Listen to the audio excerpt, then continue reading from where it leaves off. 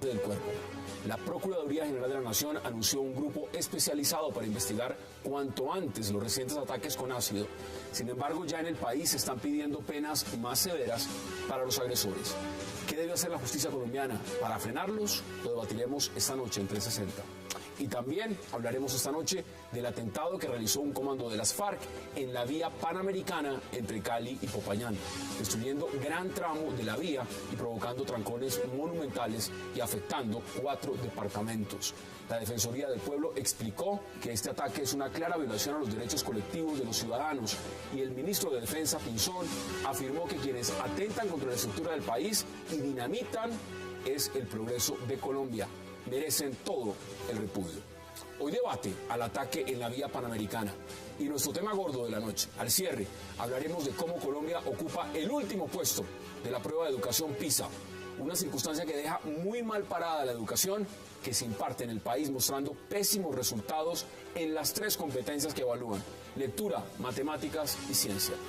Pruebas que medían la capacidad para resolver problemas de la vida real, con los que no están familiarizados, dejaron mal parados a los 9.073 estudiantes colombianos evaluados, ocupando el último lugar en la prueba sobre resolución de problemas concretos de la Organización de Cooperación y Desarrollo Económico, la OCDE.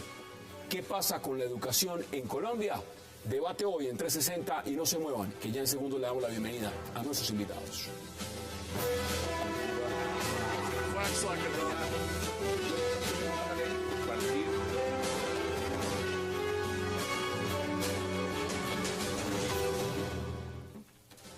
Y qué placer dar la bienvenida hoy en 360 a la congresista Gloria Estela Díaz, al congresista Guillermo Rivera, también al senador Juan Lozano, al congresista electo Federico Hoyos y al exministro Camilo Ospina. Qué placer y gracias a todos, por supuesto, por aceptar esta invitación. Muchas gracias. Por razones obvias, empiezo con usted, porque este tema de lo que está pasando en los ataques con ácido a personas en el país está en incremento. El último caso es el de Natalia Ponce de León, a quien debo decir conozco personalmente y estoy con el corazón destrozado con lo que le acaba de pasar a Natalia. Ese es el video y vamos a ver la imagen de exactamente qué fue lo que pasó ese día.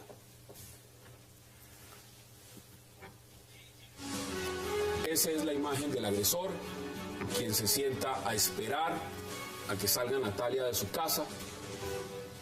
Inmediatamente, apenas ella sale, haciéndose pasar por un exnovio, se anuncia en portería, la rocea con ácido. En este momento está en una situación crítica en un hospital en Bogotá, con quemaduras en el 37% de su cuerpo.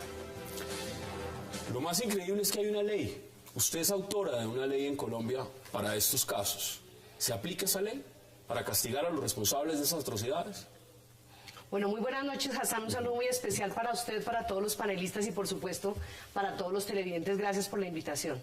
Antes que darle respuesta a su pregunta, desde aquí, un rechazo y toda mi solidaridad para Natalia, porque es una más de las miles de mujeres que han vivido esta tragedia y este drama y que estaban en el anonimato. Y hombres también. Y hombres.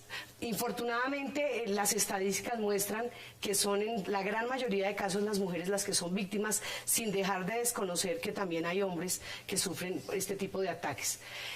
Fue esto lo que nos movió para presentar una iniciativa parlamentaria en el año 2011 que buscaba endurecer las sanciones para aquellos que agreden a sus víctimas con ácidos.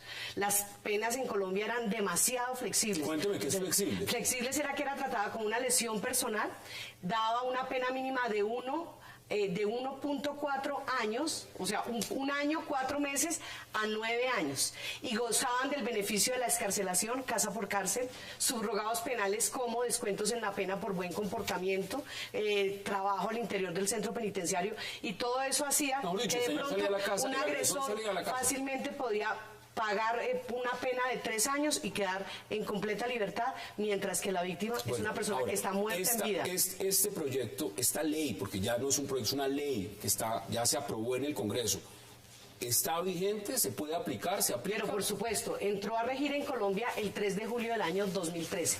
Estamos hablando de 9 meses que la ley ya es aplicable. ¿Qué logró la ley? Primero, endurecer las sanciones. ¿De cuánto?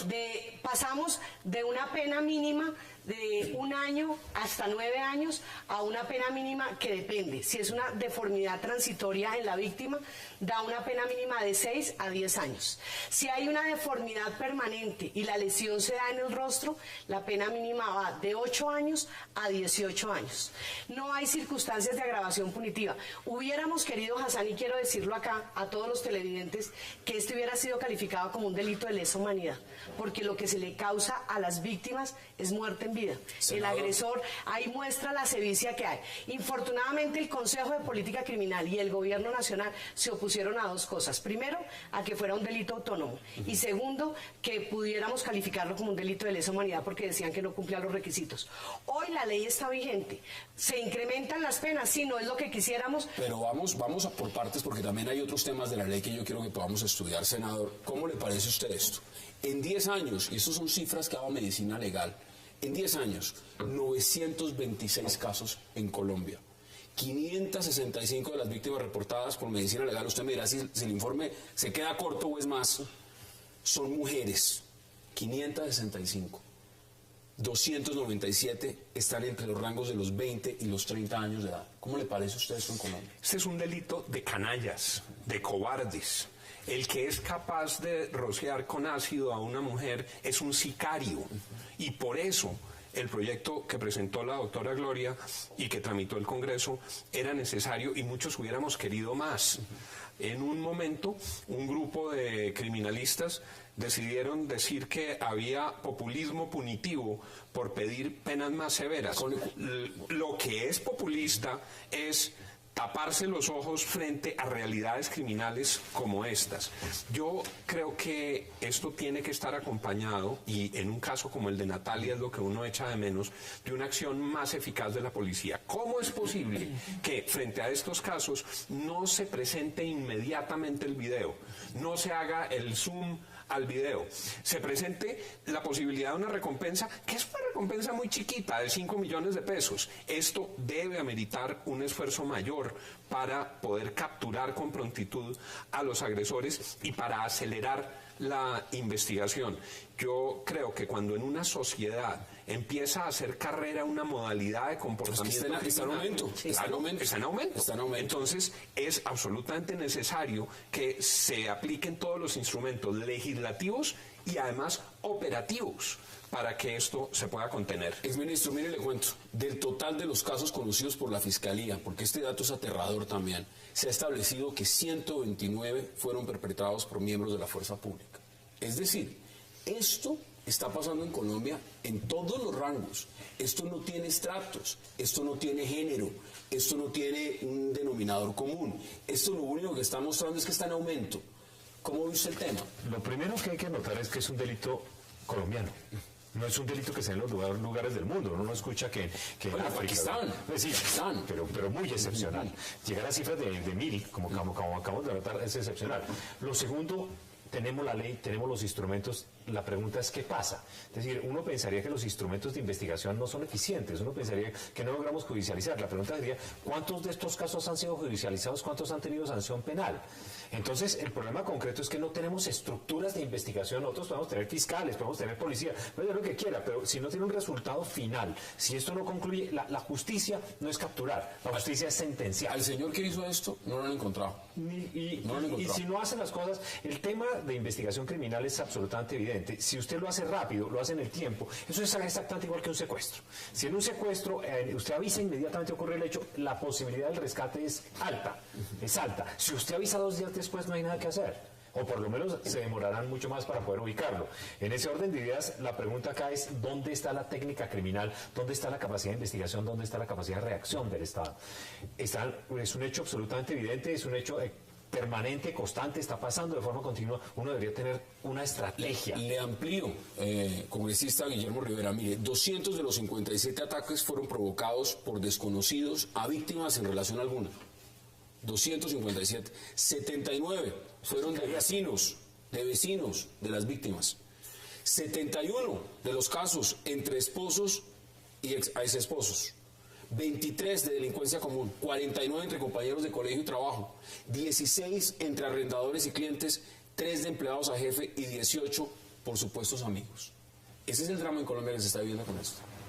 Pues es dramático, y yo quiero empezar mi intervención con un ejemplo que relata un poco la importancia que se le da a un caso particular. Ustedes recuerdan que hace unos meses fue asesinado un agente de la DEA en Bogotá. Bueno, el agresor fue capturado.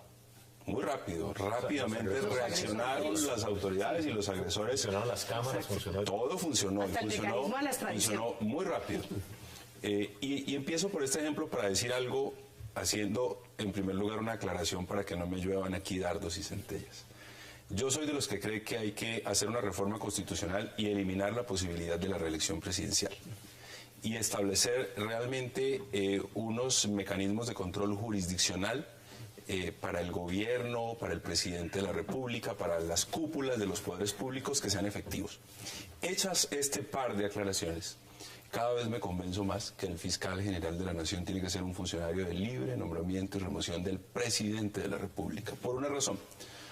Porque, y lo pongo también con un ejemplo, ahora seguramente vamos a hablar del caso de la Panamericana. Así es. Entonces aquí todas las críticas van a llover al gobierno. Yo por supuesto voy a defender al gobierno, pero las críticas de la oposición llueven contra el gobierno, porque el presidente es el comandante en jefe de las fuerzas militares. ¿No? Pero el presidente no es el jefe del fiscal. Y a mí cada vez me persuade más la idea de que un mandatario elegido popularmente tiene que responderle a la ciudadanía por la investigación criminal de los delitos que se cometen. Es decir, si un presidente que está en el ejercicio y quiere mantener sus niveles de favorabilidad aceptables, pues además de preocuparse por la seguridad, además de preocuparse por el empleo, va a tener que preocuparse y responderle a los ciudadanos por la acción de la justicia, y con mayor razón ahora que tenemos un sistema acusatorio.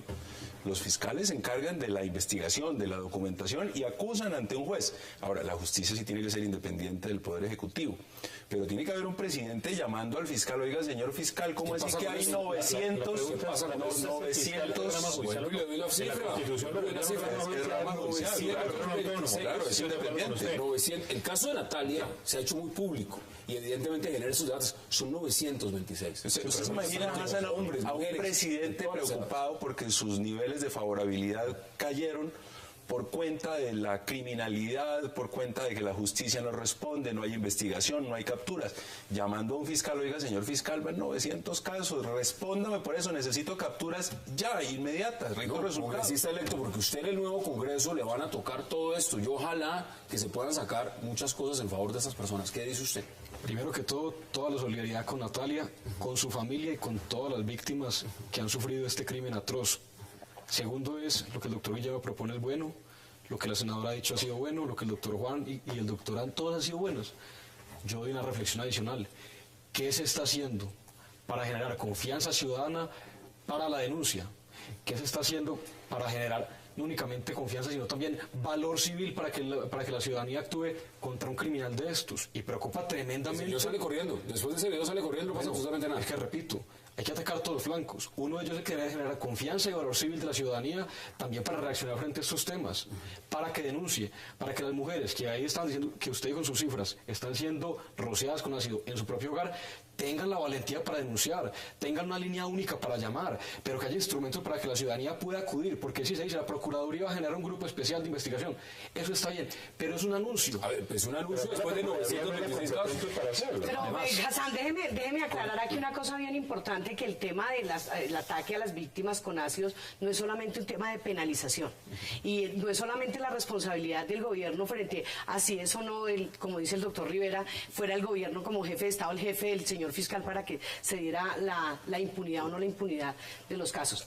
La misma ley, la 1639 del 3 de julio, estableció la obligatoriedad por parte de la red pública hospitalaria y la red privada de que cuando tenga conocimiento de estos casos de oficio denuncien ante las autoridades judiciales para que se inicien las investigaciones correspondientes. Y hay una cosa que me tiene supremamente aterrada.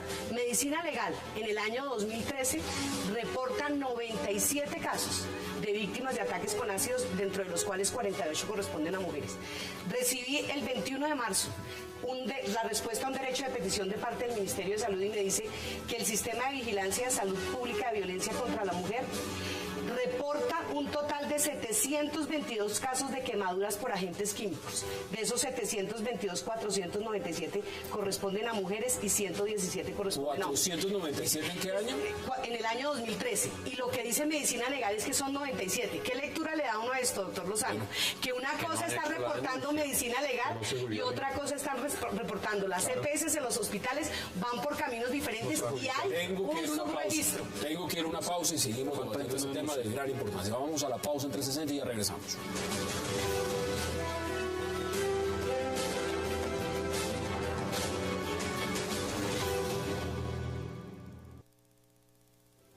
Solidaridad con Natalia Ponce y su familia.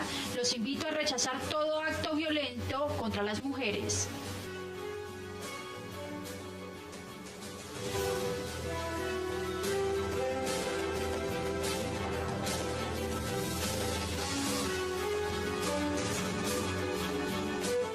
Regresamos a 360 grados hablando de este caso tan dramático en Colombia, es el incremento de los ataques con ácido.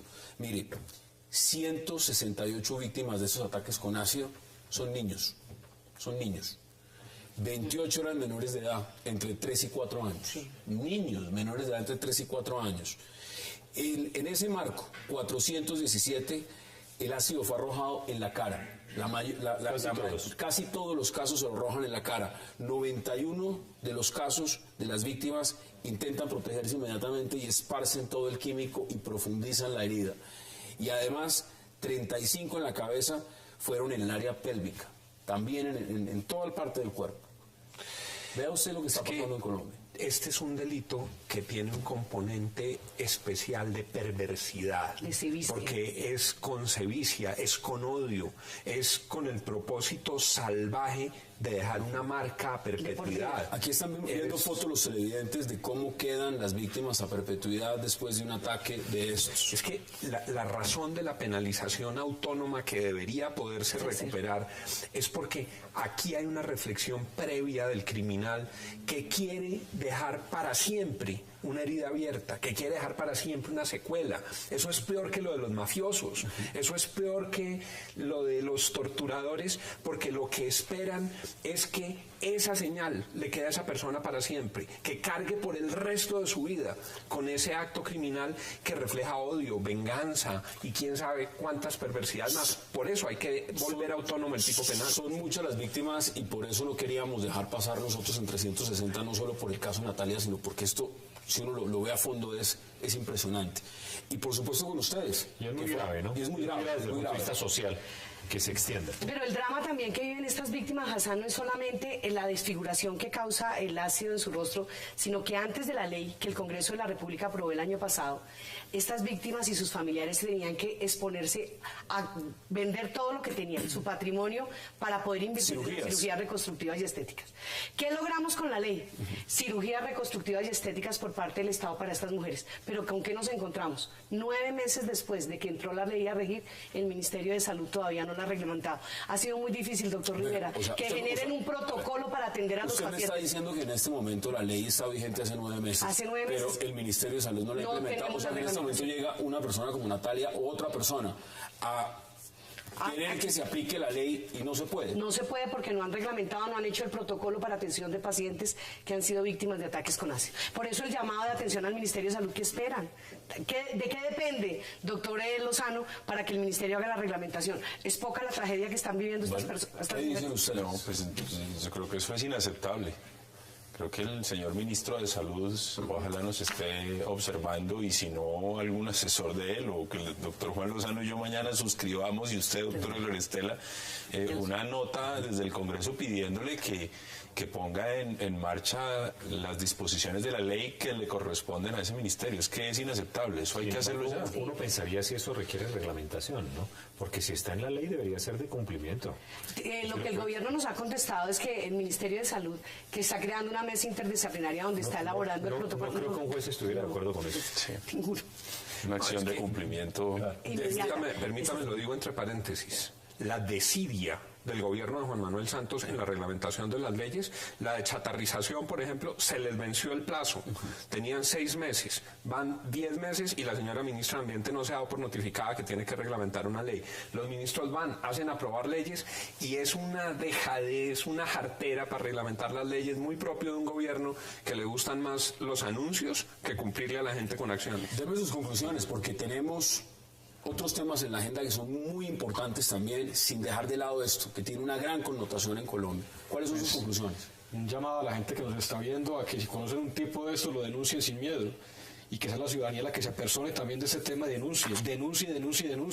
Esto tiene que ser un tema no únicamente de cada 2 o 3 meses que hay un caso simbólico para que se hable de él, sino que tiene que ser un tema de todos los días. Ahí está la propuesta que hace todos los días. El congresista representante Guillermo Rivera, y es, ojalá ustedes que están en el Congreso puedan impulsar que esto se implemente rápido en el Ministerio. Ya le hicimos una solicitud al Ministerio de Salud, una exigencia, y mañana, doctor Rivera, en la plenaria de la Cámara, esa va a ser como la proposición para que el gobierno reaccione de manera inmediata. Pero hay que hacer un seguimiento también a qué está pasando con las investigaciones, ¿no? Porque si no hay investigaciones, no hay sanción. Si no hay capturados, si no hay una persona que sea la determinante del delito, ¿cómo le van a aplicar la ley?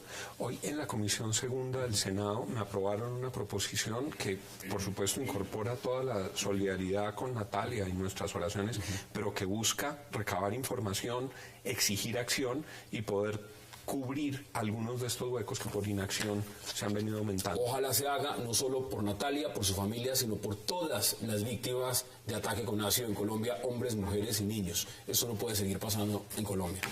Les voy a cambiar de tema, porque en este país pasa de todo.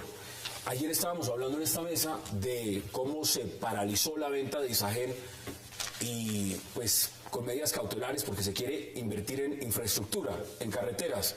Hoy las FARC, este fue el regalo que le hicieron a la Vía Panamericana. ¿Cómo lo ve usted, ministro? En este país pasa de todo y a veces no pasa nada, ¿no? Aquí tenemos parados 4 departamentos. 4 departamentos. 4 departamentos quedaron aislados.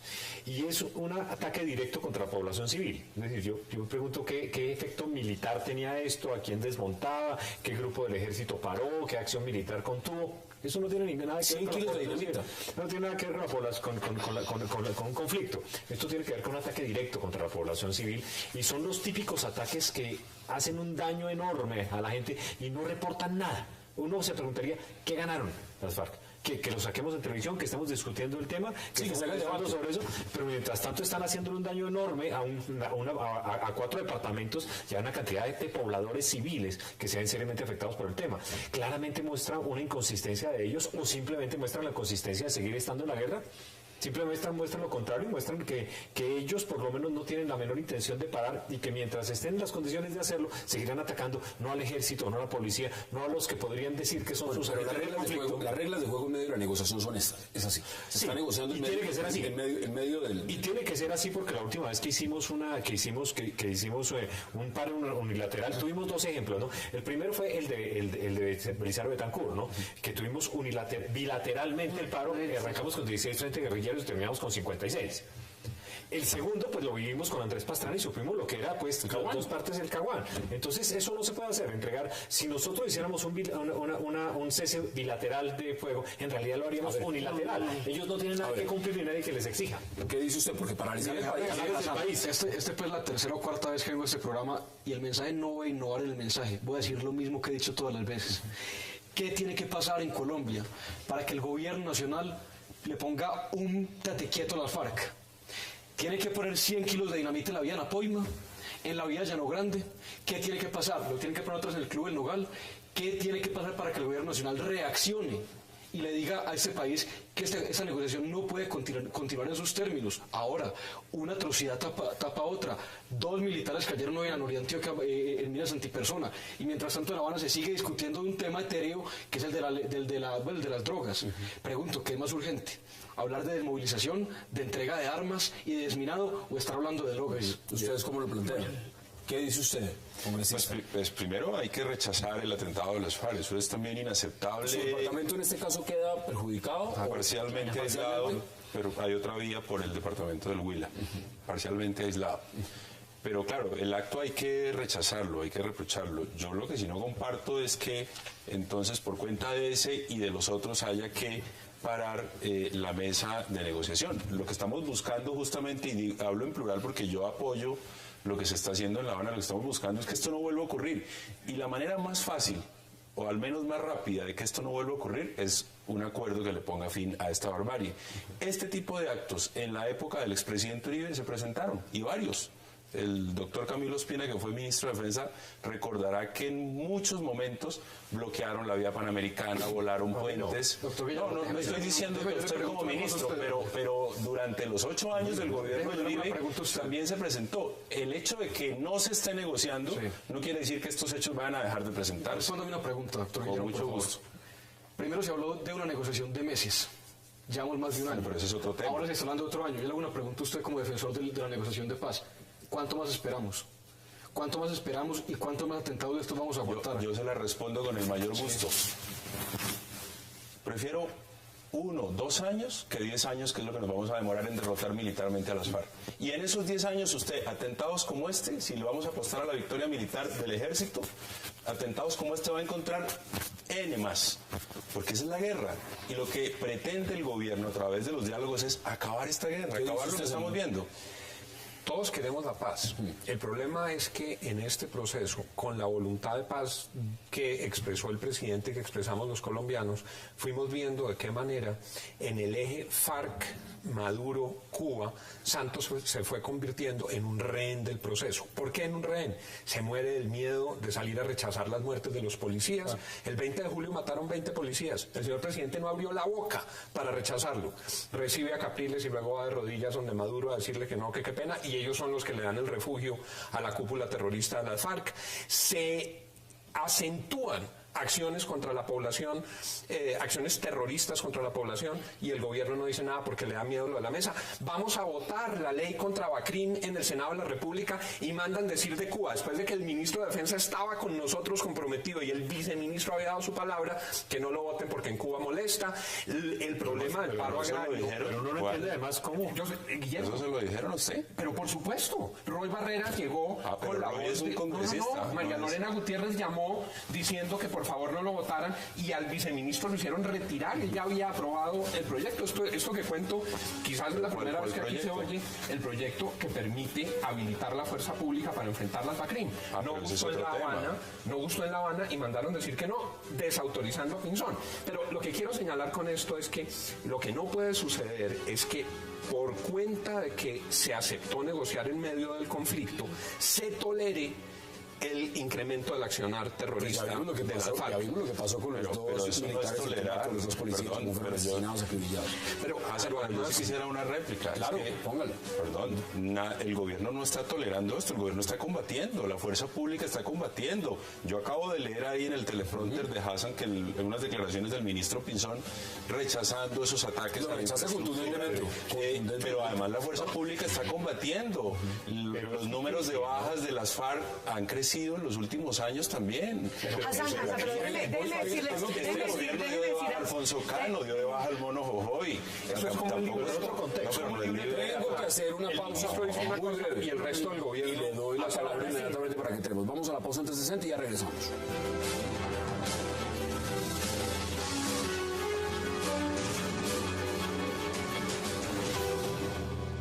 Durante cerca de 2 horas, el presidente Juan Manuel Santos se reunió con el viceprimer ministro de Irlanda del Norte, Martin McGuinness, quien reiteró el apoyo de su país al proceso de paz que adelanta el gobierno colombiano con la guerrilla de las FARC en La Habana, Cuba.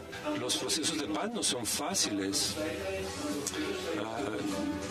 Hay mucha gente que aparece criticando todos estos procesos, pero creo que hay gente que no tiene la visión política suficiente, y también creo que hay personas que no tienen una real preocupación por el futuro pacífico de Colombia.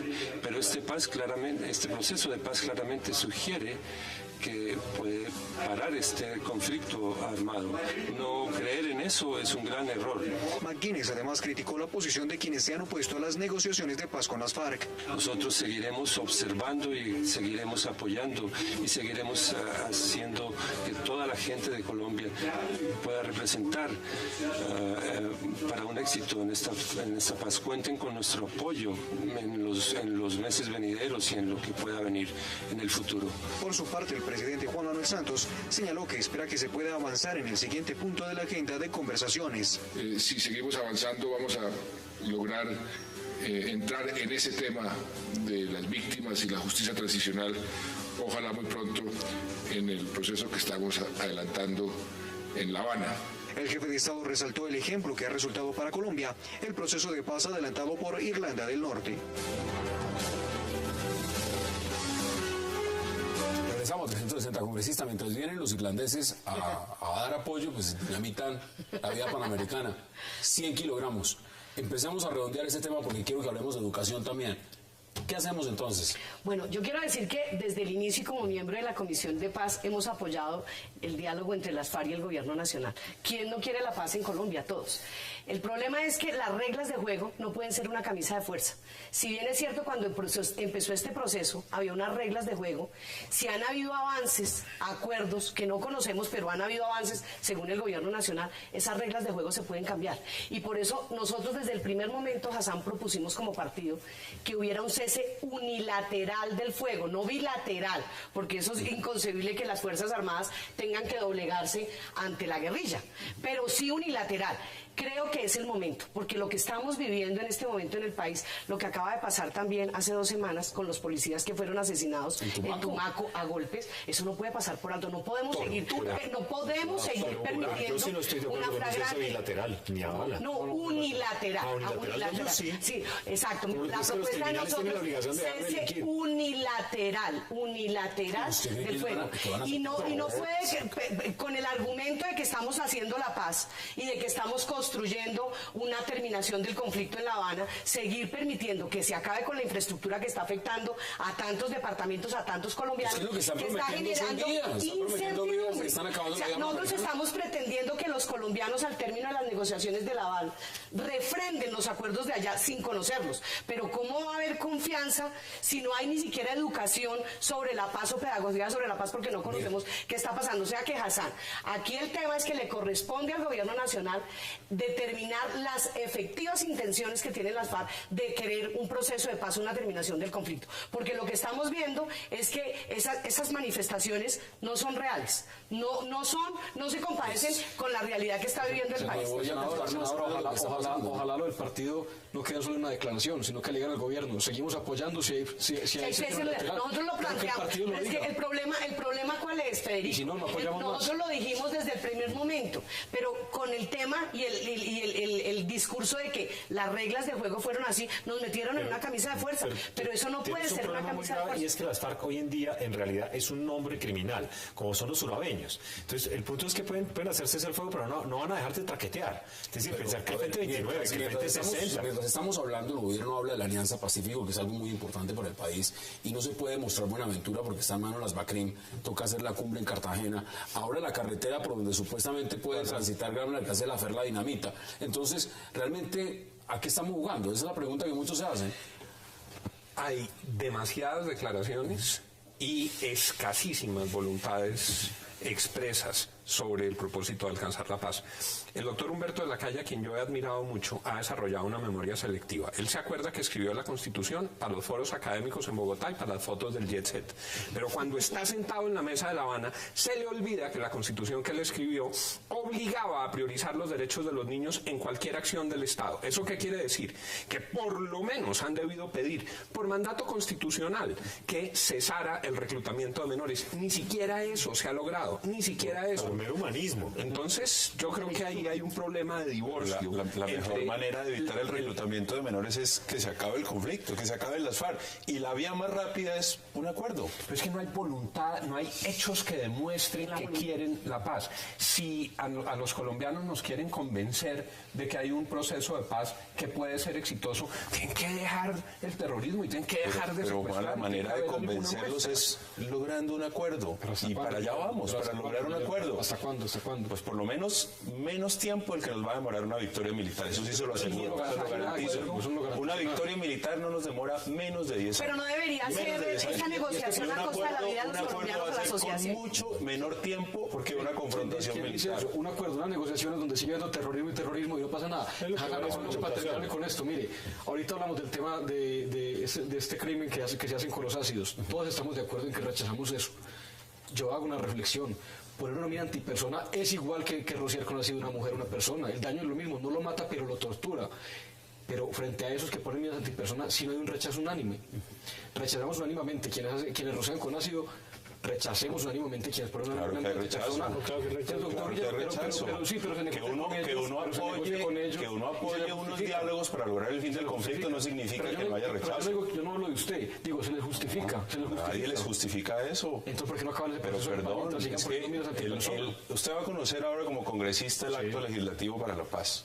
Ahí está claramente escrito que los crímenes de guerra tienen que ser investigados y sancionados. Ahí no puede haber lugar a la impunidad, aún con acuerdo. Y ese es un crimen de guerra. Las minas antipersonales son crímenes de guerra. Pero, doctor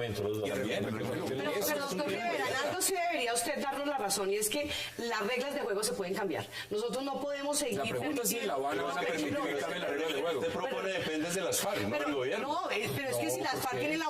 Porque es que yo no estoy de acuerdo con que se suspendan los diálogos, pues porque todos queremos la paz. Pero ¿la paz a qué costo? ¿De la vida de los colombianos, de la sociedad civil, permitiendo que esto pase? No, pongamos otras reglas de juego. Y si el gobierno tiene esa voluntad de firmar esa paz, pues entonces también que presione para que esto pueda ser una realidad en pro de la no depende del gobierno, depende de las FARC. Ese es uno de los temas, pero hay otro tema.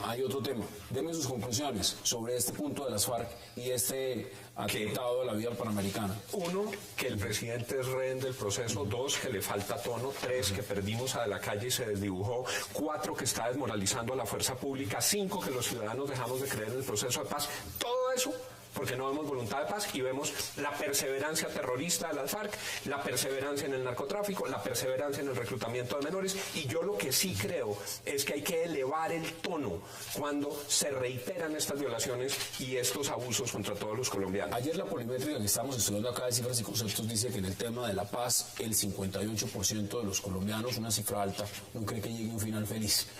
Pero eso no es de ahora. No, eso no es de ahora. Es el costo. Es el costo del proceso. Y yo diría que más que el costo del proceso es el costo de unas FARC que hacen lo que acaban de hacer. Es decir, a nadie le gusta eso. Los colombianos rechazamos eso. Pero yo también como colombiano quiero que eso se acabe pronto. Y creo que la mejor manera de que eso se acabe pronto es buscando un acuerdo. Una victoria militar puede ser una alternativa, pero no nos vamos a demorar menos de 10 años en lograr una victoria militar. Y en esos 10 años tendríamos muchos más atentados como ese, mucho más reclutamiento forzado de menores. Durante los 8 años del gobierno del presidente Uribe, que hubo una ofensiva militar que todo el país reconoce, atentados de estos se presentaron, reclutamiento forzado de menores se presentaron, que en eso las cosas no han cambiado. Esas son las posiciones. Vamos a cambiar de tema y vamos a la pausa, porque regreso vamos a hablar de educación, las pruebas PISA y lo mal que le va a Colombia en esas evaluaciones. Ya regresamos.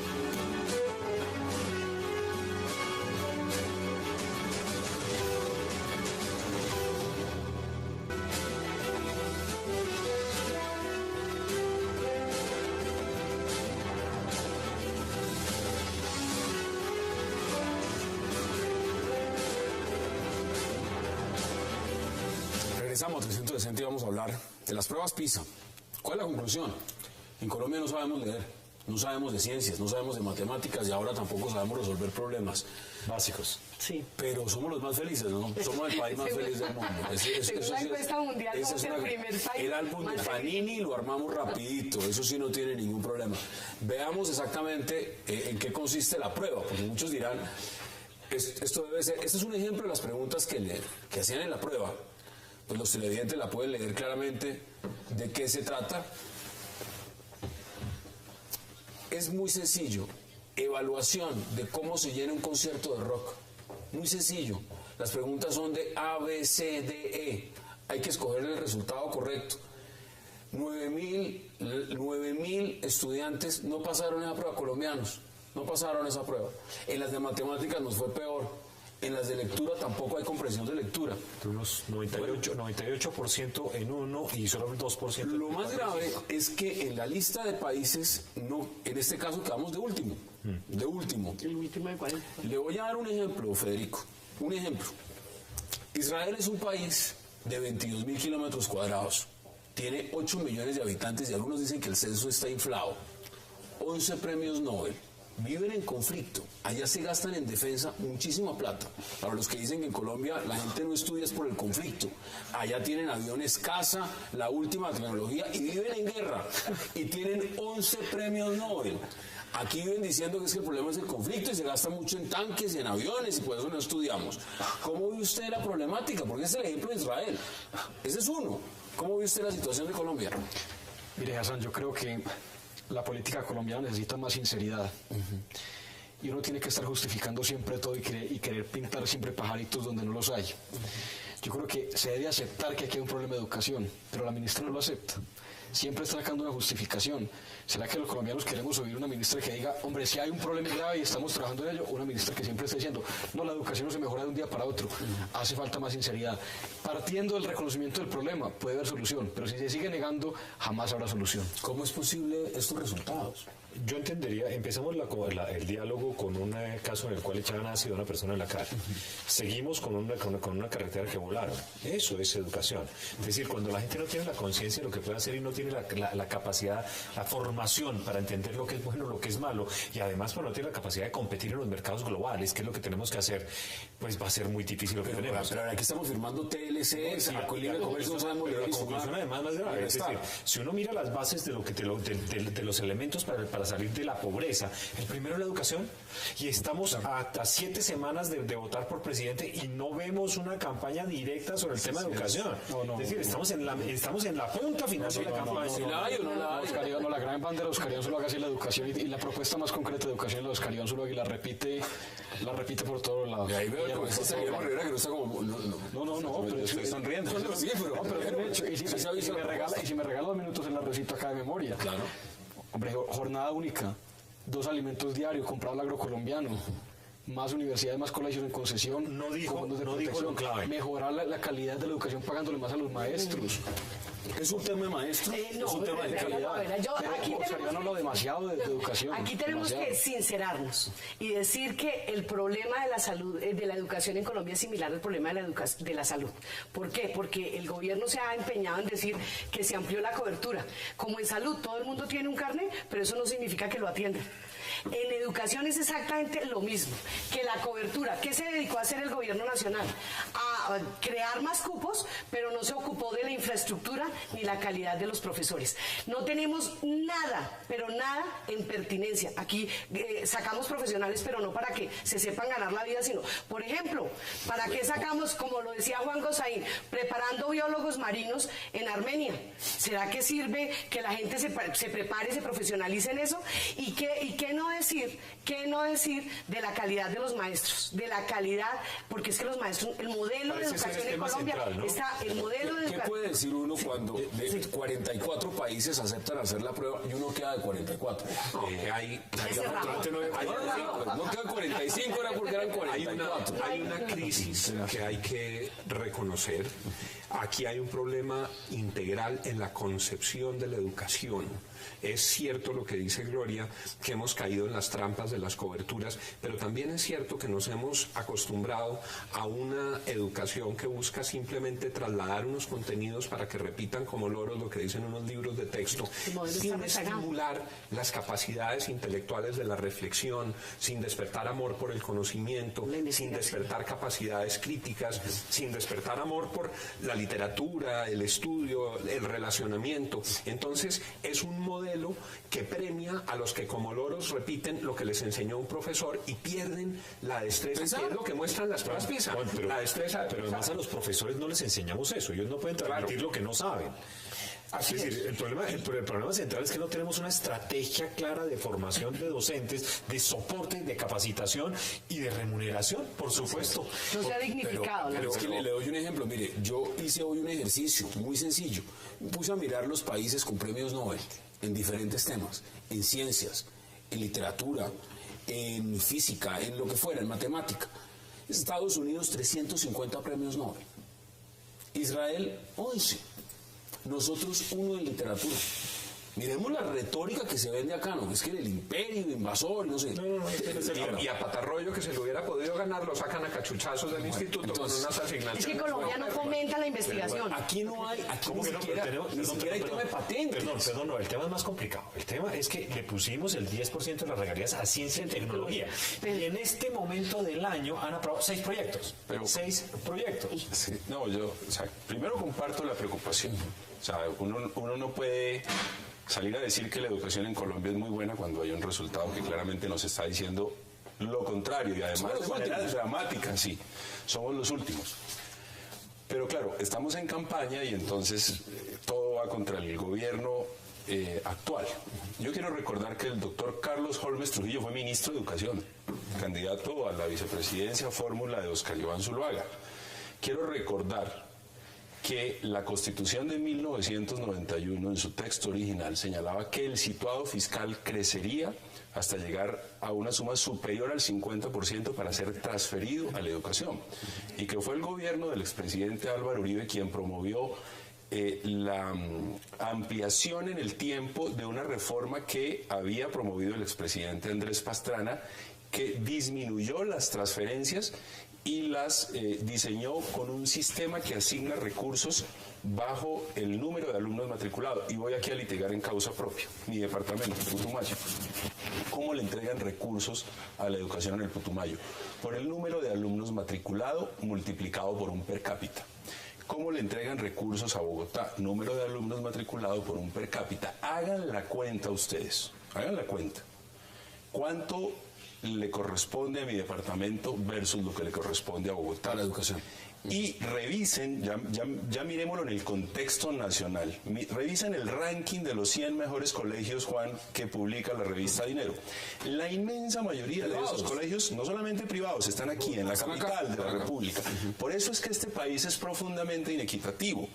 Y claro, lo que necesitamos es rediseñar el modelo, pero en esto la responsabilidad es de todos. Ahora el doctor Carlos Holmes...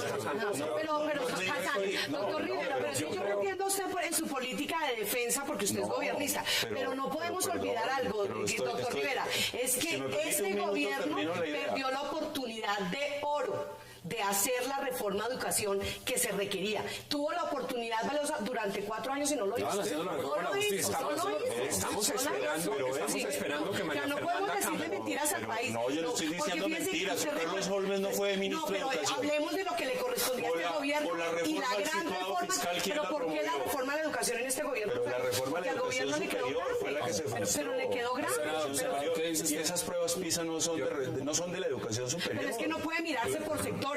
Tiene que ser integral. Pero el caso es que en la OCDE hemos generado impacto. Y se perdieron las oportunidades. María Fernanda Campo lleva 4 años ofreciendo que va a llevar a erradicar la reforma de la educación superior, y esta es la hora en la que no lo hemos visto. Y si hablamos de libretas de calificaciones, hay un alumno que va rajado. Asignatura Doing Business en Colombia, perdió 18 puestos, indicador internacional. Asignatura Transparencia Internacional, se fue al sótano. Asignatura Índice Global de Medio Ambiente, perdió 18 puestos. Asignatura PISA, quedamos de últimos. Ese alumno se llama Santos Calderón Juan Manuel, va rajado en toda la libreta de calificaciones. Y en el tema de educación ha pasado lo mismo que en los otros, y es que buscan pretextos de coyuntura, que es la campaña, que es que faltó una cosa en la medición. No, con franqueza hay que decir, vamos mal en esto, con serenidad establecer el problema en educación inicial, en educación media, en educación superior, en presupuesto, y acometer el tema de sus conclusiones en 30 segundos porque nos acabó el tiempo. Tenemos que afrontarlo como un problema de Estado estructural, sea el que sea. El gobernante, eso hay que cogerlo por la cabeza, y hay que impulsarlo y entender que la educación es la diferencia entre la pobreza o la riqueza. La educación es la diferencia entre poder competir o no poder competir, y es poder sacar a nuestra gente de la pobreza. ¿Quieren hacerlo? La mayor estrategia no es dar subsidios, es educar. ¿Cuáles son sus conclusiones? Yo quisiera controvertir con usted, porque usted, digamos, de entrada nos dijo, bueno, Israel que tiene conflicto y tiene 11 premios Nobel. Perfecto. 11. Pero yo le quiero decir algo, mire, si algún día este país, más allá del tema de la inversión, su campaña presidencial, la elección de su presidente de la República, se diera alrededor de un tema como la educación, a lo mejor este país sería otro.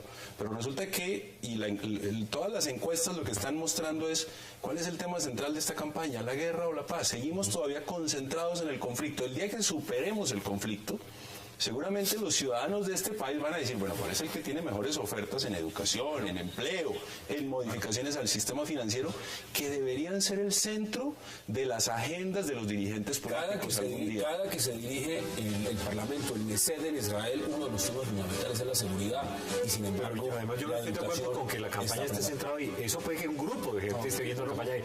El otro no es un tema prioritario. Quedan 10 segundos. ¿Cuáles son sus conclusiones? Concluidos este debate. Me gustaría ver al presidente Santos justificando menos y proponiendo más en temas de educación, trayendo menos irlandeses a ruedas de prensa y proponiendo más en temas de educación. Quien realmente hoy ha propuesto temas de educación y políticas serias ha sido Oscar Iván Zuluaga. Ahora, todo no lo podemos llevar a la negociación de paz de La Habana. La paciencia de los colombianos tiene un límite. Se le ha dado una oportunidad nuevamente a la paz y esa paciencia de los colombianos se está agotando. Se nos acabó el tiempo, congresista electo. Muchas felicitaciones por la elección, ¿no? Y ojalá en el nuevo Congreso, donde se va a encontrar también con muchas caras, pueda hacer muchas cosas, Federico. Gracias. Congresista también, un verdadero placer. Muchísimas gracias. Senador, gracias a la televisión, ministro, un verdadero placer. Y también congresista, un verdadero placer. A ustedes gracias por acompañarnos. La cita es mañana a la misma hora, 8 p.m. para seguir debatiendo toda la agenda política de Colombia y del mundo. Y recuerden repetición hoy de este programa a la 1 a.m. de la madrugada. Gracias por acompañarnos.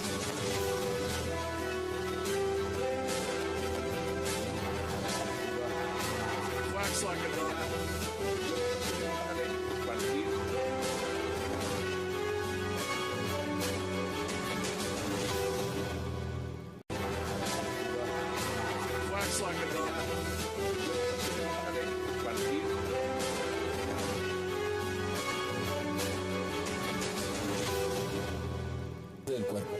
La Procuraduría General de la Nación anunció un grupo especializado para investigar cuanto antes los recientes ataques con ácido. Sin embargo, ya en el país se están pidiendo penas más severas para los agresores. ¿Qué debe hacer la justicia colombiana para frenarlos? Lo debatiremos esta noche en 360. Y también hablaremos esta noche del atentado que realizó un comando de las FARC en la vía panamericana entre Cali y Popayán, destruyendo gran tramo de la vía y provocando trancones monumentales y afectando 4 departamentos. La Defensoría del Pueblo explicó que este ataque es una clara violación a los derechos colectivos de los ciudadanos y el ministro de Defensa, Pinzón, afirmó que quienes atentan contra la estructura del país y dinamitan es el progreso de Colombia. Merecen todo el repudio. Para aquellos que agreden a sus víctimas con ácidos. Las penas en Colombia eran demasiado flexibles. Cuénteme qué es flexible. Flexibles era que era tratada como una lesión personal, daba una pena mínima de 1.4 años, o sea, un año, 4 meses a 9 años, y gozaban del beneficio de la excarcelación, casa por cárcel, subrogados penales como descuentos en la pena por buen comportamiento, trabajo al interior del centro penitenciario, y todo eso hacía que de pronto un agresor fácilmente podía pagar una pena de 3 años y quedar en completa libertad, mientras que la víctima es una persona que está muerta en vida. Este proyecto, esta ley, porque ya no es un proyecto, es una ley que ya se aprobó en el Congreso, ¿está vigente? ¿Se puede aplicar? ¿Se aplica? Pero por supuesto, entró a regir en Colombia el 3 de julio del año 2013. Estamos hablando de 9 meses que la ley ya es aplicable. ¿Qué logró la ley? Primero, endurecer las sanciones. ¿De cuánto? Pasamos al ataque en la vía panamericana. Y nuestro tema gordo de la noche, al cierre, hablaremos de cómo Colombia ocupa el último puesto de la prueba de educación PISA. Una circunstancia que deja muy mal parada la educación que se imparte en el país, mostrando pésimos resultados en las 3 competencias que evalúan: lectura, matemáticas y ciencia. Pruebas que medían la capacidad para resolver problemas de la vida real, con los que no están familiarizados, dejaron mal parados a los 9.073 estudiantes colombianos evaluados, ocupando el último lugar en la prueba sobre resolución de problemas concretos de la Organización de Cooperación y Desarrollo Económico, la OCDE. ¿Qué pasa con la educación en Colombia? Debate hoy en 360 y no se muevan, que ya en segundo le damos la bienvenida a nuestros invitados.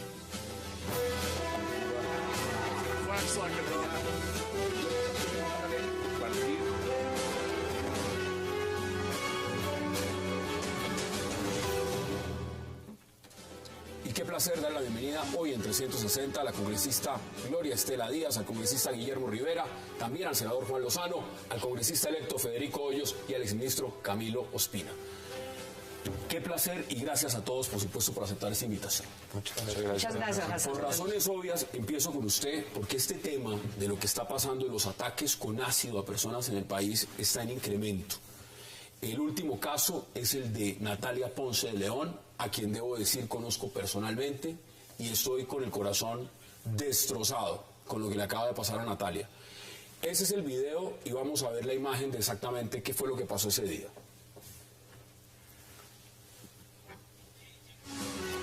Esa es la imagen del agresor, quien se sienta a esperar a que salga Natalia de su casa. Inmediatamente, apenas ella sale, haciéndose pasar por un exnovio, su anuncio de portería, la rocea con ácido. En este momento está en una situación crítica en un hospital en Bogotá, con quemaduras en el 37% de su cuerpo. Lo más increíble es que hay una ley. Usted es autora de una ley en Colombia para estos casos.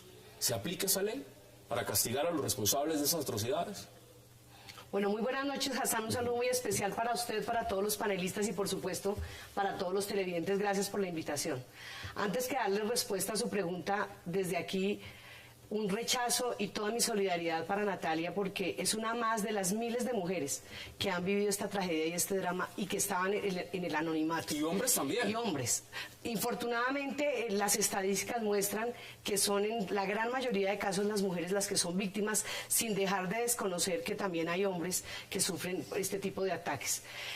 Fue esto lo que nos movió para presentar una iniciativa parlamentaria en el año 2011 que buscaba endurecer las sanciones